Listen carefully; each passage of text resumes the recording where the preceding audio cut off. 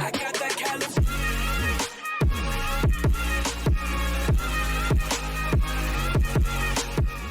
What's up, Ocean? You got Matt here, and welcome to another Top 6 video. Mega Pokemon are a staple on pretty much every single Draft League team, with most leagues requiring you to draft one. They're ridiculously powerful, have 100 more stat points than their non-Mega counterparts, and they're usually better than those counterparts as well. I've covered some of the best Mega Pokemon twice, actually, and I've covered some other 5 that I thought were pretty good. They're in that middle tier. Then I covered the 6 worst Mega Pokemon that I thought were in the format, and this time I decided to cover the top 6 most underrated Megas. Now, underrated can mean a few different things. To me, it just means they aren't given the love that they should. There's a lot of really strong Pokemon that are on this list, and I can't believe that they aren't drafted as much as they are. And I'm pretty sure I'm looking at this list and making sure, I've used all of these Megas except for one. And it is on my short list to use because it is so good. So when we get to that, I'll let you know. And before we get started, if you guys are fans of the Draft League format and you're interested in getting better or learning more about it, check out the description for my Discord server link, The Ocean. It's linked down there in every single one of my videos. There we have a ton of different discussions and topics that will help any player, new or old, to be able to get better at the format. We have mock for mock roles, we have team building roles, we have draft advice roles, and a couple other non-Pokemon related ones. If you're interested, you should definitely come and check it out. Just like all my list videos, this video is based on my opinion. If you disagree with me, that's okay. Just let me know why in the comment section below and give me your top 6 most underrated Mega Pokemon. Each of these Pokemon is really good in their own way. Unfortunately, there are better options for Megas. That's why these are considered underrated. People don't give them as much love, but they are still really good. So if you have a chance to check them out, I urge you to do so. Usually they give you a bit more points. They'll maybe give you an extra 20 or 40 points depending on the tier they're in, and that just can really help build your team overall. Anyways guys, if you're excited for the start of a brand new list video, make sure to hit the like button and subscribe to the channel if you're new. And without further ado, let's get started with the top 6 underrated Mega Pokemon. At number 6, we have Mega Slowbro. Now guys, Mega Slowbro is really bulky. It's got 180 defense, 80 special defense is pretty good, and with 95 HP and the inability to get crits with shell armor, that just makes this thing such an amazing wall. You really have to run Toxic to wear this thing down and beat it, or have an insanely powerful special Ghost, Electric, Grass, Dark, or Bug type to be able to plow through this thing. And this Pokemon gets amazing setup options like Iron Defense and Calm Mind, so in reality, you might have a really tough time breaking this if you let it get set up. And of course with powerful moves like Surf, Scald, Psychic, and Psyshock, you have fire coverage as well, Ghost, Ice coverage. There's so much that this thing can do in terms of an offense perspective and a defense perspective. One of the coolest things about this Pokemon is that it gets access to Trick Room, and with its pretty poor speed stat at base 30, you're going to be able to outspeed a lot of things under Trick Room, making this thing such an amazing threat. It's got 130 attack, which is pretty huge, and again, like I said before, Calm Mind, which boosts your special attack and special defense, makes this thing so much more formidable. Not only that, you get incredible options for recovery with access to Slack Off, and really, it's hard to wear this thing down. Most people don't draft it though because they want to go with another route for a bulky water. Sometimes they want to run berries on that, like the Wakan Berry or the Rindo Berry, to deal with their weaknesses, even the leftovers of course, which is an amazing item. But this Pokemon is so underrated, people just sometimes leave it go undrafted. The first time I ever used it, I actually went to the finals in the league. This thing was just so incredible. It walled everything in its path, and it was just amazing to use. It's so much fun to try out. If you have a team that could take advantage of Trick Room, I definitely suggest you use Mega Slowbro. At number 5, we have the only Mega Pokemon on this list that I actually haven't used, but people just kind of toss it aside, and that is Mega Pidgeot. Now, Mega Pidgeot has insane 121 base speed.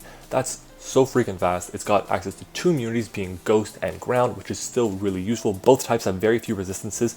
Overall, it's just pretty bulky too, with 83 HP and 80 in both of its defenses, that's not bad. You have access to Roost for recovery, you have Defog for support, and Tailwind of course. You then have access to your powerful stab options being Hurricane, and well, that's it, because this Pokemon doesn't really get Hyper Voice. If it did, that would be tremendous. Sadly it doesn't, but you have access to Heat Wave as well, which will nuke those steel types that want to come in on your Hurricanes and resist those hits. Unfortunately, you have no coverage for rock types outside of Hidden Power, but that's okay. You have access to U-Turn too, which is just a phenomenal move in general. Overall, this Pokemon, the biggest downside to it is that it has horrible coverage options. Its move pool is so limited, it's crazy, and that's what really holds it back. But if you look at its stats, having insane 135 special attack with 100% accurate Hurricanes, which I believe are 110 base power, you're going to be doing a lot of damage to a lot of things. Flying is one of the hardest types to switch into, and having a special flying type that will always hit its hurricanes is just even more powerful than a physical one. Now, Mega Pidgeot isn't for everyone, but if you can use it, I definitely suggest you try it out. It's kind of a luxury to have on a team, so if your team is really strong and needs a bit more speed and a bit more special offense, then Mega Pidgeot is definitely the Mega for you. At number 4, we have Mega Absol. Now, this is one of the coolest Pokemon. You saw it on the thumbnail for the video. It is really, really strong. You got access to 150 base attack, which is just insane. 115 special attack is more than useful. It actually you can use it so well and be completely special and make it work. You also have 115 speed, which is an amazing speed tier as well. Unfortunately, your defenses are absolute garbage, being 65 HP and 60 in both defenses, which is that's just so bad. Oh my god. But Absol is so good because of a few reasons. Number 1, its offensive stats are amazing. Number 2, Magic Bounce is a phenomenal ability. Number 3, its coverage is ridiculous. Your special moves and your physical moves, like there's so many. This Pokemon gets Stab Sucker Punch, Stab Knockoff, you get Stab Night Slash as well. You have access to Stab Dark Pulse too, so you have Stab on the physical and special side, and they're really good stab options. Fire coverage, you have Ice coverage, you have Bug coverage, Fairy coverage with Play Rough, you have Quick Attack for priority outside of Sucker Punch if you don't want to rely on that. You have access to Stone Edge and Superpower, T-Bolt too. This thing has so much coverage options, access to Setup and Calm Mind and Swords Dance. Taunt too. I love having quick Pokemon that can use Taunt as well. It's just so nice to have. It can be really clutch late game. It can be really clutch early game. It's just phenomenal. The big thing with this Pokemon though, like I said before, is that it's so frail. So you really don't want to have it coming in and taking a hit before setting up. The best time for you to set up with this thing is to send it on a Pokemon that really doesn't want to take a hit from Mega Absol, so they switch out into a wall, or you get your Swords Dance or your Calm Mind and you just go for a game from there. It's probably the best way to do it just because, again, you're not taking any hits.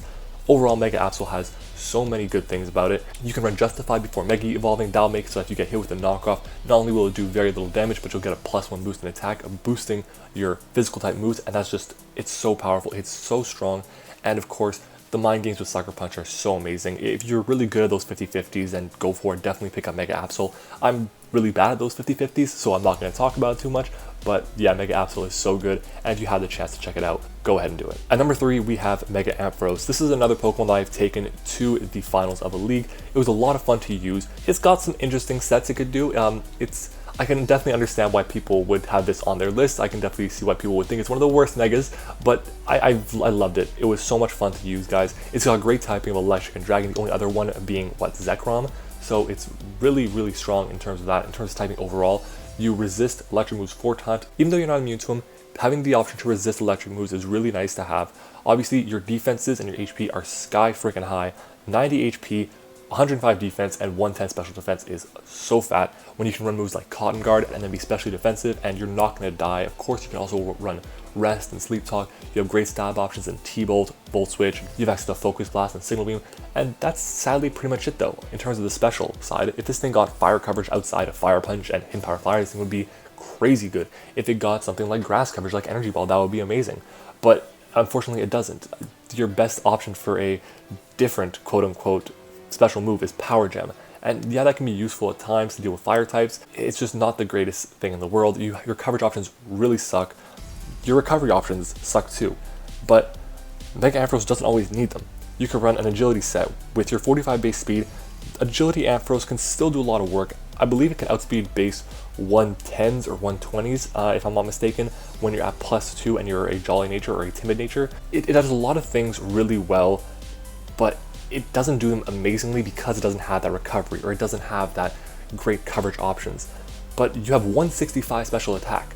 That's ridiculous. That's the highest special attack on this list that I have at any of these Pokemon. And honestly, like, I'm looking at it and it's really not even close. Next up is Mega Pidgeot with 135. So this thing hits like it hits so hard on the special side. And if you guys have a chance to try out Mega Ampharos, it is so good, guys. You won't be disappointed with it. It's one of my favorites to use, and I mean, its shiny is just beautiful, so just check it out. At number 2, we have Mega Blastoise. Now, Mega Blastoise is so good. It was my first starter ever in the original Red and Blue, and this thing just is the perfect embodiment of what Mega Blastoise should be, so they really hit it on the head. Doesn't gain a boost in speed, which kind of sucks for Mega Evolving. If it went to base 88 instead of base 78, that would have been awesome. It does gain a slight boost in attack, which I think isn't really that important. Your special attack stat rises a lot. Having Mega Launcher as an ability for this thing is amazing.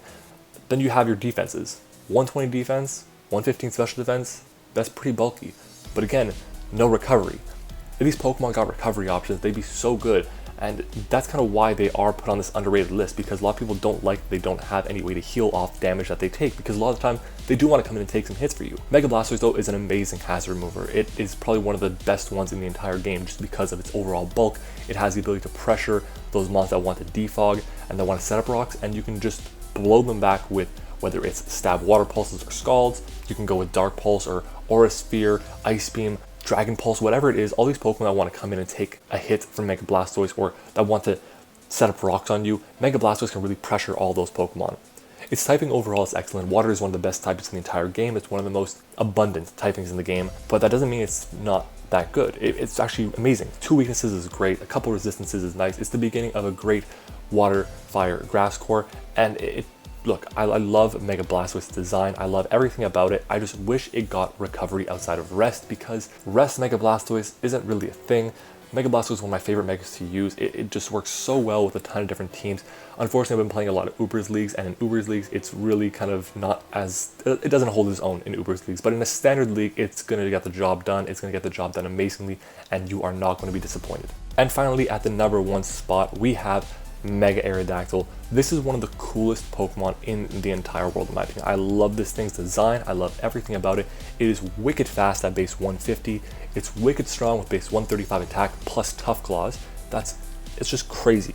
And you have access to powerful moves like Stone Edge. You have access to Earthquake. You have Crunch. You get access to Defog for support and Taunt as well. You have Stealth Rocks too. It's one of the few Pokemon that get Defog, Taunt, and Stealth Rocks. There's very few of them. And to top it off, you do get access to a physical flying type move that never misses, which is cool. That doesn't give you recoil, which is cool. But if this thing got Brave Bird, it'd be busted. We know that. But Aerial Ace will have to do for now. Game Freak knew they couldn't give this thing Brave Bird. They just knew. So good on them. But your coverage is really nice. You have awesome physical and special coverage. Your special attack at base 70 actually isn't that bad. And when you have powerful fire moves like Fire Blast and Flamethrower, you can actually make use of that pretty well. You have access to Iron Head too for Fairy types, which is great. Stone Edge is not the most reliable move in the world, but if it hits, you're in a great spot. Roost, of course, for longevity. Look, like I said, it's got great coverage. It's got insane speed. And the coolest thing about this is that you can kind of plug it in on so many different teams because it's got a really unique typing of rock and flying. It gives you defog. It gives you an amazing speed tier. A lot of Scarfers, I believe base 70 Scarfers can't outspeed this thing, which is ridiculous. I love Mega Aerodactyl.